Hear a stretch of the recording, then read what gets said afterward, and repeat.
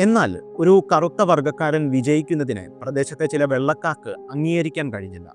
പ്രത്യേകിച്ച് അക്കാലത്ത് ശക്തമായിരുന്ന കൂക്ലക്സ് ക്ലാൻ എന്ന വംശീയ തീവ്രവാദി സംഘത്തിന് ഇത് സഹിക്കാനായില്ല. ഒരു ഇരുണ്ട രാത്രിയിൽ ഒരു കൂട്ടം KKK അംഗങ്ങൾ വാഷ്ബേണിന്റെ കുടിലിന് തീയിട്ടു. അദ്ദേഹത്തെയും കുടുംബാംഗങ്ങളെയും ഭീകരമായി ഉപദ്രവിച്ചു. നിലവിളിച്ചുകൊണ്ട് ഓടിയ വാഷ്ബേണിനെ അവർ പിടികൂടി ഓൾഡ് ആക്കൺ ബ്രിഡ്ജിലേക്ക് വലിച്ചിഴച്ചു കൊണ്ടുപോയി. ഒരു വലിയ കുരുക്ക് അദ്ദേഹത്തിന്റെ കഴുത്തിൽ മുറുക്കി. ഓസ്കാർ യാചിച്ചിട്ടും കരുണയില്ലാതെ അവരദ്ദേഹത്തെ പാലത്തിൽ നിന്ന് താഴേക്ക് തൂക്കിക്കൊന്നു. എന്നാൽ കഥ ഇവിടെ അവസാനിക്കുന്നില്ല. വാഷ്ബേണിന്റെ മൃതദേഹം താഴെ വീണെങ്കിലും അടുത്ത ദിവസം തിരിച്ചെത്തിയ അക്രമി സംഘത്തിന് മൃതദേഹം കണ്ടെത്താനായില്ല. വാഷ്ബേണിന്റെ ഭാര്യയും മറ്റു കുടുംബാംഗങ്ങളും വീട്ടിൽ വെന്തു മരിച്ചു എന്നൊരു കഥയുമുണ്ട്.